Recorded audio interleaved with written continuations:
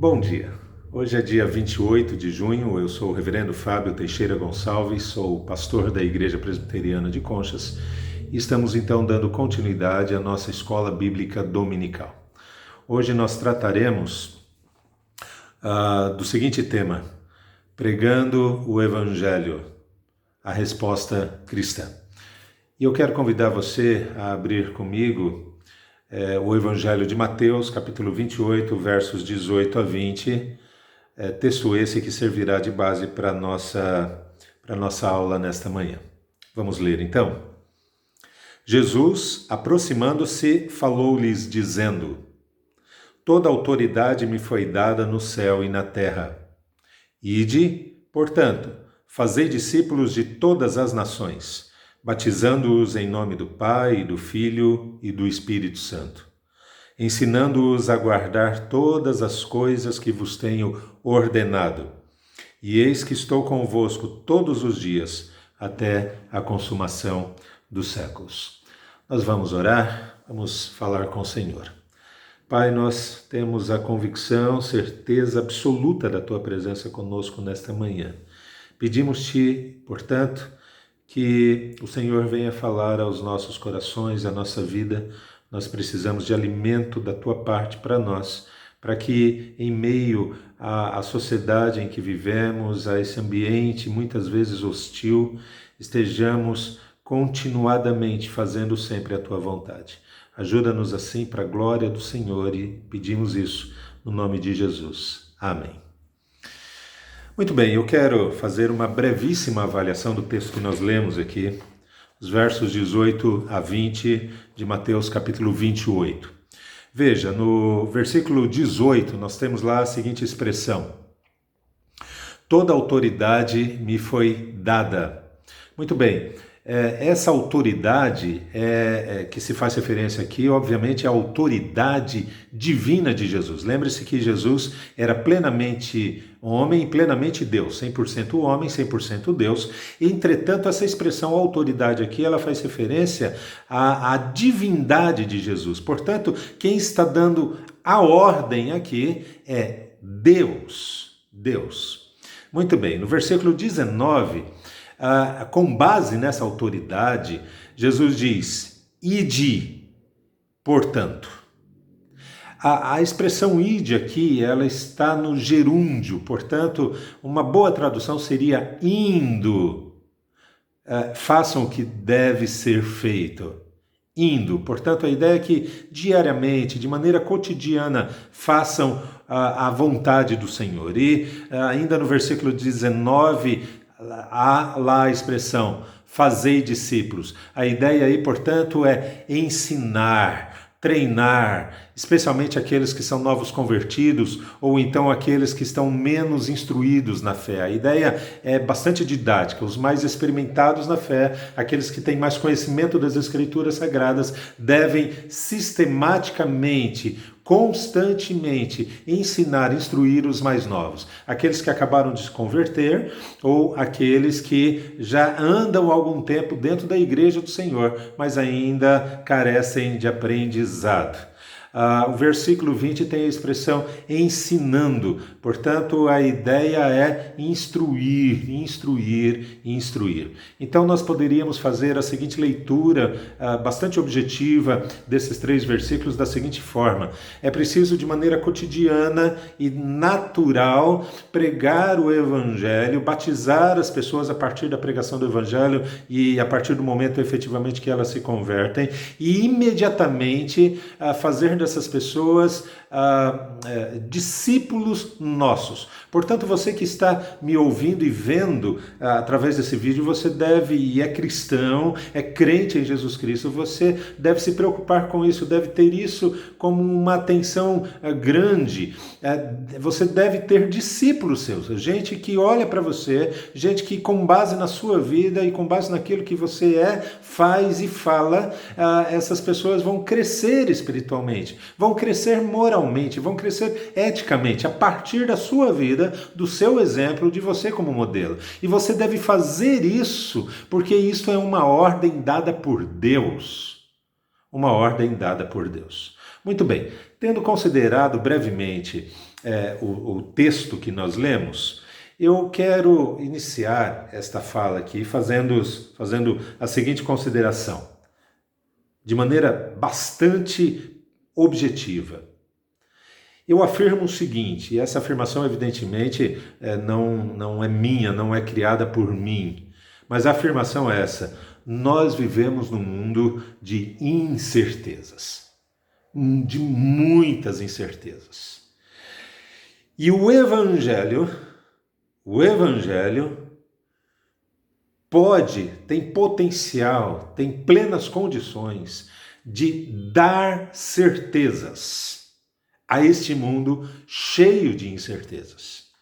E a gente pode pensar nas mais variadas áreas e temas a serem abordados e que têm suscitado sistematicamente confusão, dificuldades de compreensão e, como consequência disso, dificuldades de ações. Quando nós pensamos, por exemplo, na área da política, ou na área do sexo, ou na economia, ou educação, em todos os níveis, em todas as faixas etárias, quando nós pensamos na área da saúde, da segurança, no tema família, etc, etc. Os temas são muitos. O fato é que o Evangelho, em cada um desses temas, pode trazer certezas absolutas, concretas e absolutamente sólidas. Eu digo aqui, o Evangelho permite ao homem entender tudo que o cerca, proporcionando a ele segurança e paz social. Eu quero, antes de continuarmos, se vocês me permitirem, citar dois textos que eu escrevi em 2016, e esses dois textos muito pequenos estão assim construídos. O primeiro deles é esse. Quem ensina o respeito pelo próximo e pela diferença é a religião, com destaque ao cristianismo. Assim, cristãos têm condições de construir uma sociedade muito mais digna, pois carrega o ideal bíblico, observe agora, o ideal bíblico de amar o próximo como a si mesmo. Esta convicção de amar o próximo como a si mesmo produz um Estado. Eu estou falando aqui de uma nação, Brasil, ou qualquer nação, qualquer comunidade que você e eu pensemos. Veja, esta convicção de amar o próximo como a si mesmo produz um Estado com melhor saúde, com melhor educação, com melhor segurança. Enfim, Estado e religião devem caminhar juntos para o bem da sociedade. Por isso, acredito que bons cristãos, quando se tornam políticos, se tornam excelentes nessa função. Muito bem, esse é o primeiro texto. Eu tenho um segundo texto que está dessa forma escrito. Há muita gente acreditando que a política é algo ruim. Não é assim. A política é necessária e vital para qualquer sociedade. Em essência, a política é boa e necessária.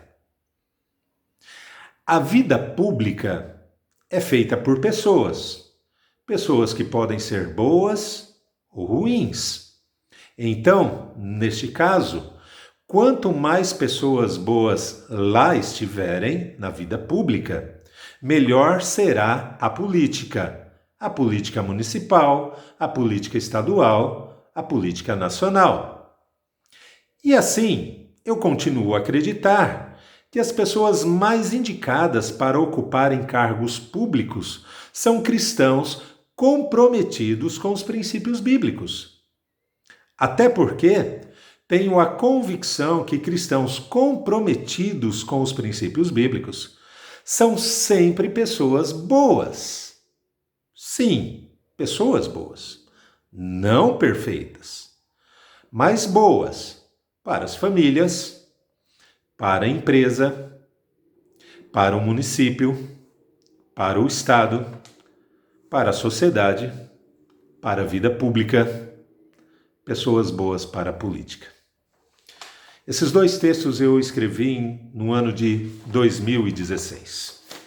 Considerando, portanto, esse preâmbulo, em primeiro lugar, o texto de Mateus capítulo 28, de 18 a 20, quando somos instados, como cristãos que somos instados a pregar o Evangelho e ensinar o Evangelho às pessoas, sobretudo aqueles que são mais novos na fé ou que têm menos experiência,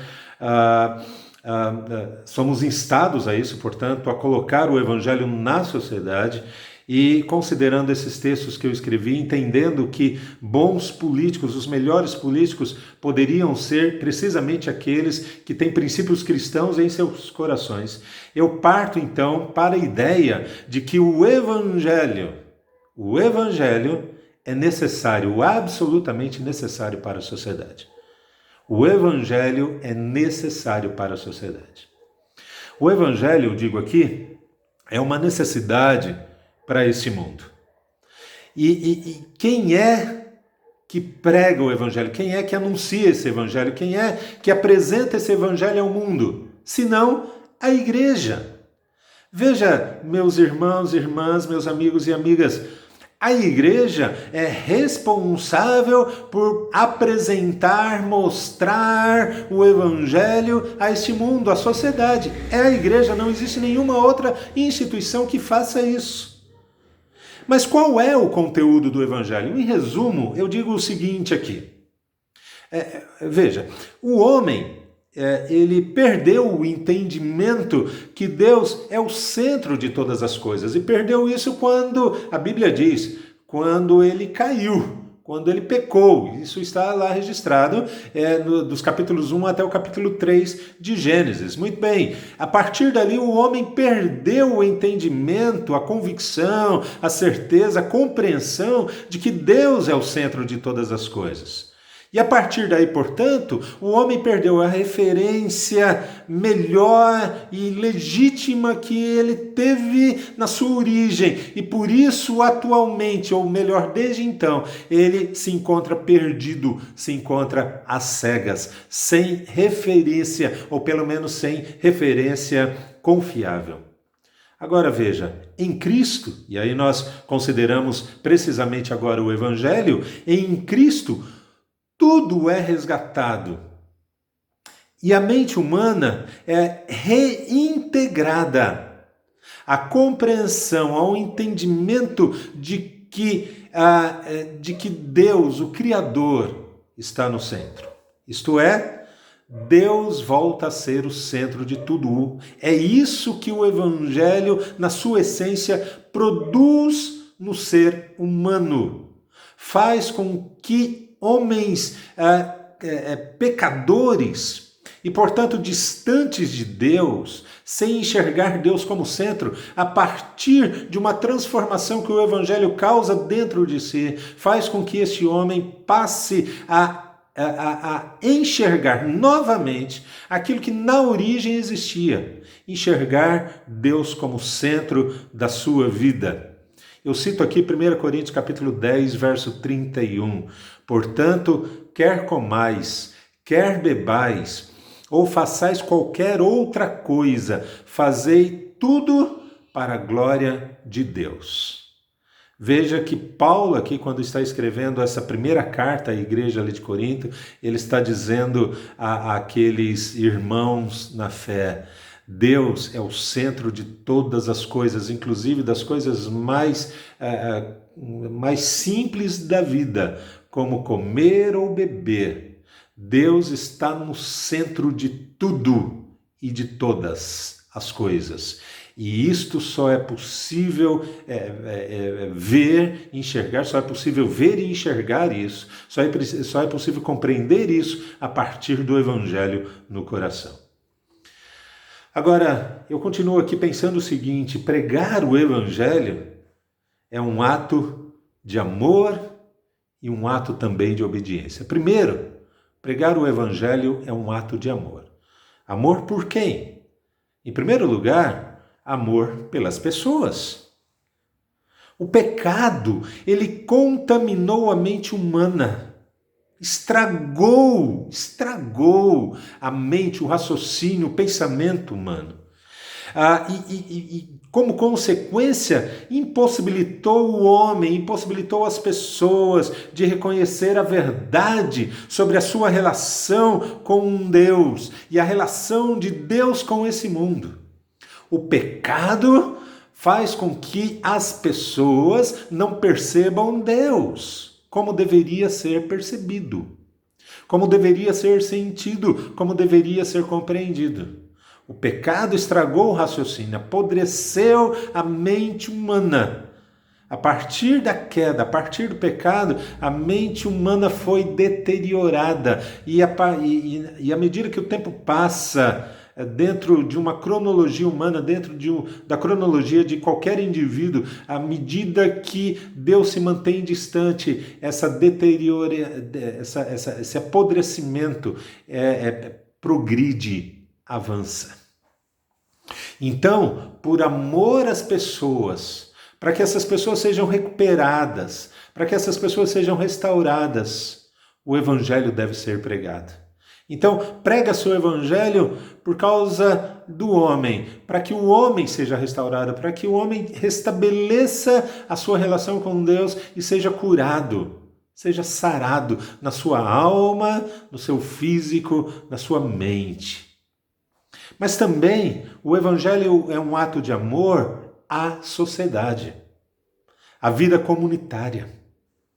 A cultura social, ela também foi corrompida e somente o evangelho pode mudar a cultura pecaminosa. A cultura da mentira, a cultura da hipocrisia, a cultura da falsidade, a cultura do toma lá da cá, a cultura egoísta, a cultura egocêntrica, a cultura onde o centro é o homem, as pessoas, os seus interesses, não o outro, si mesmo, a si próprio, a vontade de satisfazer a própria carne. O desejo de satisfazer os seus sonhos pessoais. É isso que está no centro da sociedade humana. E aqui, quando pensamos em política, quando pensamos em esporte, quando pensamos em qualquer área, saúde, segurança, via de regra, sem Deus presente, a ideia é que o interesse último é o seu, o próprio, aquilo que faz bem para si.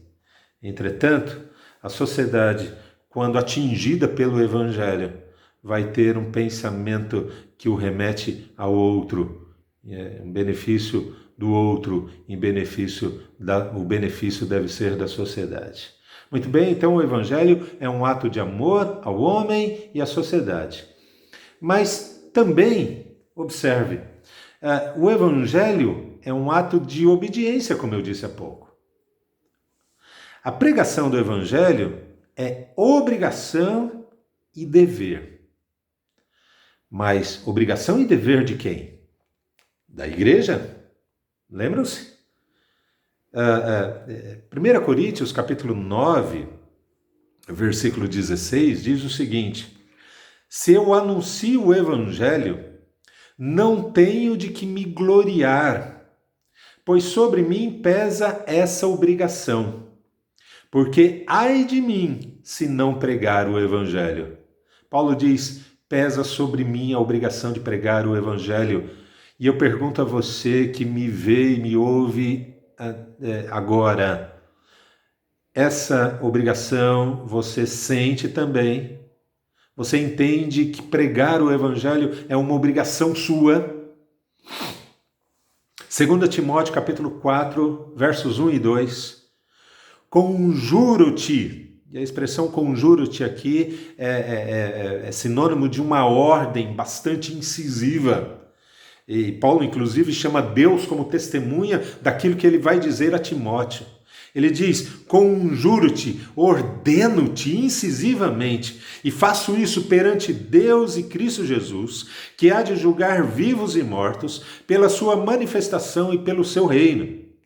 Conjuro-te, ordeno que pregue a palavra, insta, quer seja oportuno, quer não, corrige, repreende, exorta com toda longanimidade e doutrina. Faça tudo isso, Timóteo, Paulo está dizendo ao seu filho na fé. Faça tudo isso porque isto é uma ordem que eu estou dando da parte de Deus. Faça tudo isso. Pregue a palavra, insta, corrige, repreende, exorta. Faça isso. Pregue o evangelho. Mas observe, diante dessa ordem dada, porque é uma obrigação, é um dever da igreja, diante dessa ordem dada à igreja, a igreja, portanto, ela não pode se omitir. Eu leio aqui então Tiago capítulo 4, versículo 17.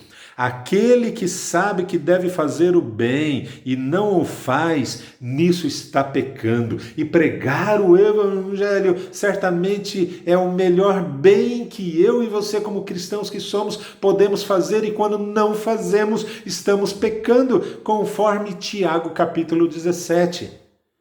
Eu vou fazer uma mudança proposital aqui na leitura do mesmo versículo. Aquele que sabe que deve pregar o evangelho e não prega, nisso está pecando.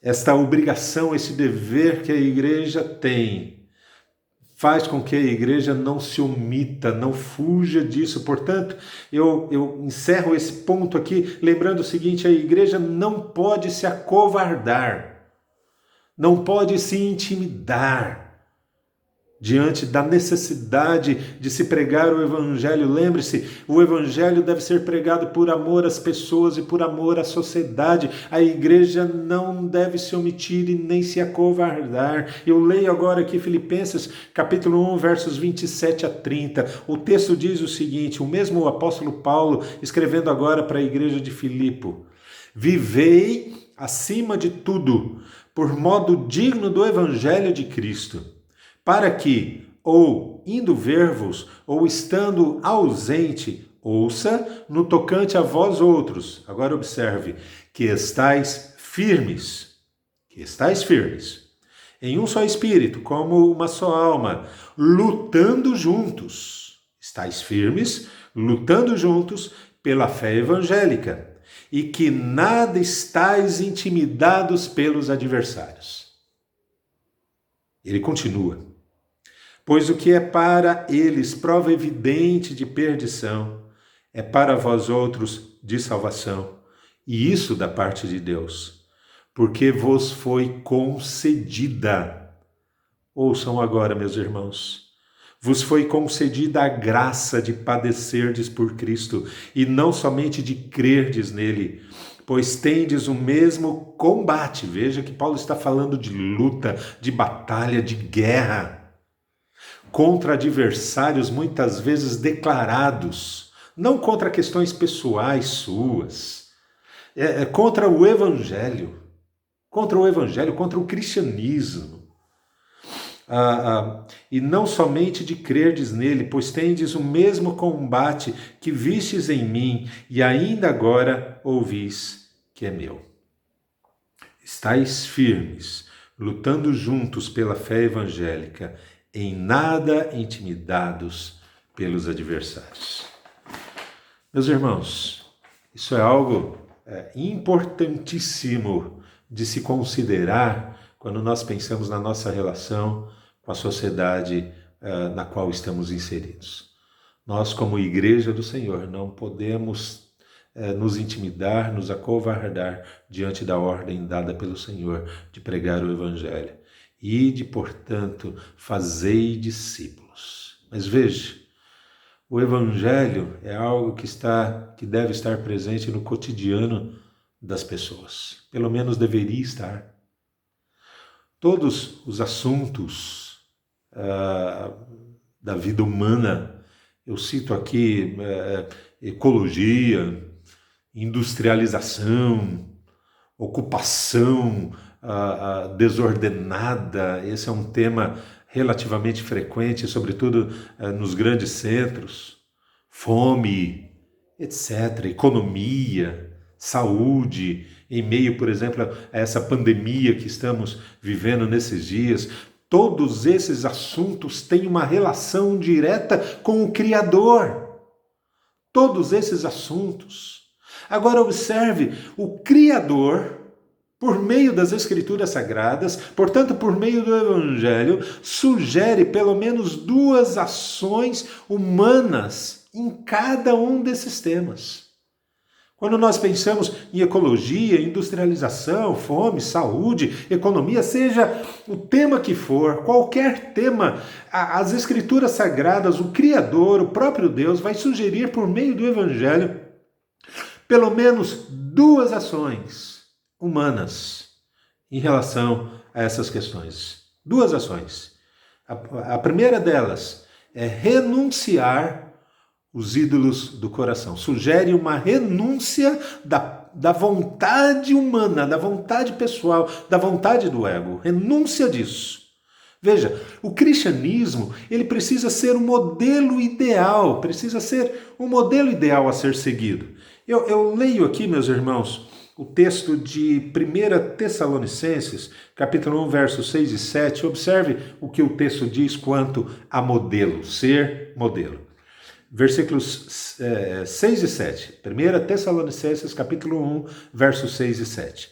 Com efeito, vos tornastes imitadores nossos e do Senhor, tendo recebido a palavra, posto que em meio de muita tribulação com a alegria do Espírito Santo, de sorte que vos tornastes o modelo para todos os crentes da Macedônia e na Acaia. Vos tornastes modelos. No caso do texto, modelos para outros crentes. Mas eu aqui, ousadamente, vou dizer o seguinte: a igreja deve se apresentar como modelo no mundo. O cristianismo precisa ser um modelo ideal a ser seguido. A igreja é a parte visível do reino. E a igreja é que deve, portanto, apresentar esse parâmetro, esse padrão, seja do ponto de vista moral, seja do ponto de vista ético, seja do ponto de vista espiritual. É a igreja que deve mostrar esse padrão de vida ao mundo. É a igreja. E fazendo isso, a igreja vai ter a possibilidade, tem condições de conduzir pessoas a Deus, através do modelo apresentado. A igreja, com isso, tem a possibilidade de fazer pessoas cientes dos seus próprios erros. A igreja, com isso, torna-se referência moral e ética neste mundo. A igreja deve ser modelo, conduzindo, repito aqui, conduzindo as pessoas a Deus, levando as pessoas a terem consciência dos seus erros. A igreja conduz as pessoas a um modo, a um comportamento moral e ético superior, melhor do que o que se vê na média. Mas a pergunta que se pode ser feita é: quem é a igreja? Que instituição é essa? Simples. A igreja é o conjunto de cristãos, de gente de carne e osso, com CPF, endereço, fácil de se localizar. A Bíblia diz que onde estiverem 2 ou 3 reunidos, ali Jesus estaria, ali a igreja estaria presente. Agora observe, você tem o Espírito Santo dentro de você, você tem Deus e você é a igreja. Você não é toda a igreja, você é parte da igreja, mas a igreja é vista através de você. Se você tem mais 2, 3, 5, 10, 15, 100, 1000 pessoas junto com você, isso não faz do evangelho algo mais forte, porque o evangelho tem a força em si mesmo, independente do número de pessoas que se reúna ou que caminhem juntas. O evangelho está dentro de nós e por si só o evangelho tem o poder de transformar vidas. Quem é a igreja? São os cristãos. E, portanto, são os cristãos individualmente que devem oferecer um novo padrão de vida dentro dessa sociedade. São os cristãos que devem ser devem ser padrão de respeito pelo próximo. A valorização do ser humano, enquanto ser criado por Deus, deve ser uma valorização visível, clara, transparente para a sociedade. Todo cristão deve valorizar não apenas o ser humano, deve valorizar a dignidade humana, como deve valorizar também tudo aquilo que foi criado por Deus, a própria natureza. Portanto, por exemplo, um cristão que deprecia a natureza, que joga lixo na natureza, por exemplo, um exemplo muito simples como esse, mas isso expressa uma não compreensão do Evangelho, porque o Evangelho é algo que por si só, dentro da sua essência, a partir da sua essência, o Evangelho é algo que produz dignidade humana e produz dignidade a partir da visão da criação de Deus. Eu disse que o Evangelho apresenta duas ações em cada um desses temas. O primeiro deles, portanto, é renunciar aos ídolos do coração, aquilo que satisfaz a própria carne. Mas também, em segundo lugar, o Criador, por meio do Evangelho, por meio das Escrituras Sagradas, sugere apego às normas bíblicas, às normas de Deus, às normas divinas. O Evangelho o Criador sugere por meio do Evangelho que haja apego às normas de Deus. À medida que as normas divinas são observadas, à medida que as regras sociais que a Bíblia apresenta são observadas, existe paz dentro das comunidades humanas, dentro da sociedade. O cristianismo, a rigor, precisa gerar, produzir, criar, construir uma cultura de valores com base nas Escrituras Sagradas. E veja, o Evangelho tem potencial para isso, para criar um novo padrão de cultura. Assim, temas como aborto, ou pena de morte, ou, quem sabe, produção de alimentos, etc., todos esses temas deveriam ser abordados à luz da Bíblia, à luz do que as Escrituras Sagradas ensinam. A humanidade, você e eu sabemos disso, nós vemos isso quase todos os dias na televisão e vemos esse desejo a partir da fala daqueles que nos cercam. Veja, a humanidade almeja, deseja paz e deseja equilíbrio, deseja sobriedade, deseja segurança. E a Bíblia tem condições de oferecer isto para este mundo e oferece isso de modo definitivo. Mas nós estamos dizendo o seguinte, que a sugestão que o Criador, por meio do Evangelho, dá é apego às normas, às regras de Deus, e a partir deste apego, dessa observação, ou a partir de se observar essas regras, de fato nós temos paz dentro da sociedade, equilíbrio, sossego, segurança. Aproximar-se da Bíblia é aproximar-se do bem, e afastar-se dela é caminhar para o mal.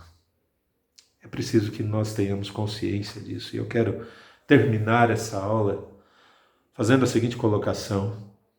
O Evangelho que Jesus nos ordena pregar e a partir dele fazer discípulos, e a pregação que Jesus nos ordena fazer é uma pregação diária, cotidiana, deve ser um processo natural dentro da nossa rotina. O Evangelho pregado, ele tem o potencial, em primeiro lugar, para salvar pessoas do inferno, mas também o Evangelho tem potencial em si mesmo para restaurar a sociedade humana, restaurar os padrões de comportamento que honram a Deus. Portanto, vamos pregar o Evangelho, vamos fazer discípulos. À medida que fizermos isso, à medida que obedecermos ao Senhor, nós veremos, portanto, pessoas sendo salvas e veremos a sociedade melhorando do ponto de vista moral e ético.